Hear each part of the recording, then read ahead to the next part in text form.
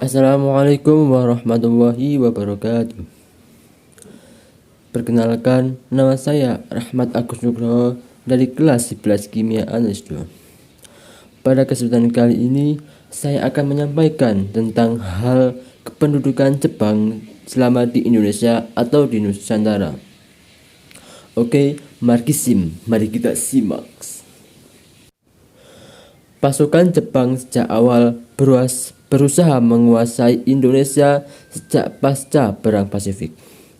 Alasannya, Angkatan Perang Jepang atau Dai Nippon membutuhkan minyak bumi dan bahan mentah lainnya dalam rangka memenuhi kebutuhan angkatan perangnya.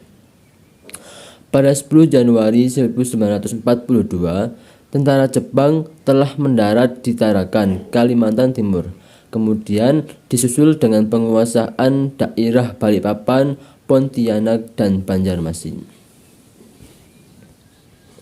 Daerah-daerah pertambangan minyak di Kalimantan dengan mudah dikuasai Jepang.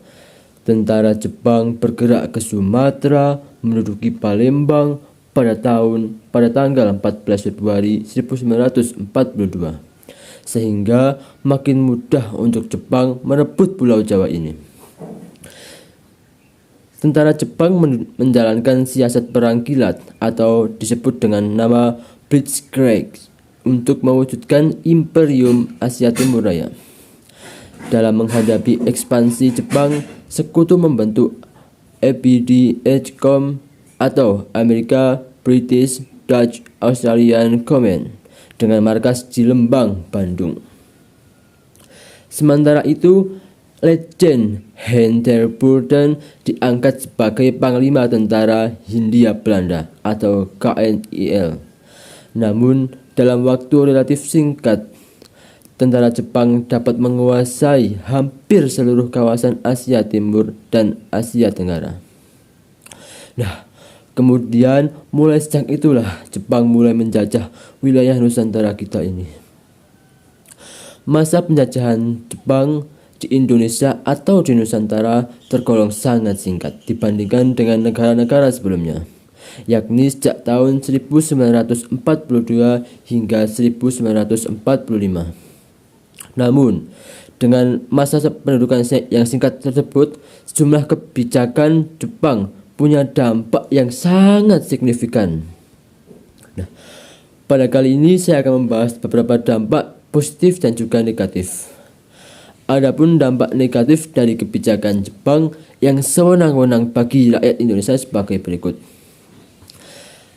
Yang pertama adalah kebijakan Romusa.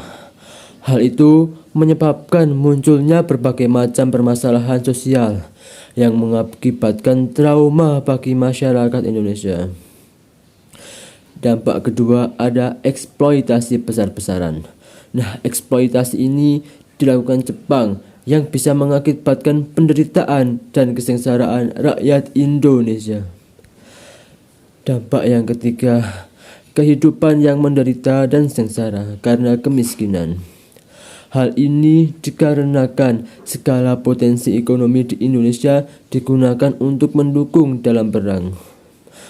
Jepang dalam perang.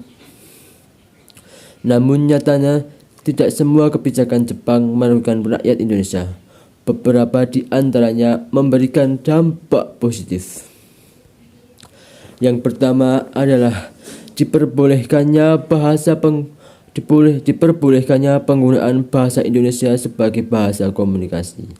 Bahasa Indonesia juga menjadi bahasa nasional serta bahasa pengantar di sekolah. Hal ini sangat berbeda di saat masa pendudukan kolonial Belanda. Yang kedua adalah propaganda Jepang yang mendukung gerakan anti Belanda. Secara tidak langsung menumbuhkan semangat kebangsaan atau nasionalisme rakyat Indonesia. Yang ketiga, guna mendapatkan simpati rakyat Indonesia, Jepang mendekati para tokoh nasional dan menjadikan mereka sebagai penggerak mobilisasi massa. Hal ini bisa menumbuhkan jiwa-jiwa tokoh yang bisa untuk membangkitkan jiwa kemerdekaan dan membangkitkan negara Indonesia ini untuk bangkit dari penjajah. Dan alhamdulillah sekarang kita sudah merdeka. Amin amin ya. Nah, mungkin sekian yang dapat saya sampaikan tentang pengaruh kependudukan Jepang. Apabila ada kesalahan, saya mohon maaf atas kesalahan sebesar-besarnya. Terima kasih. Wassalamualaikum warahmatullahi wabarakatuh.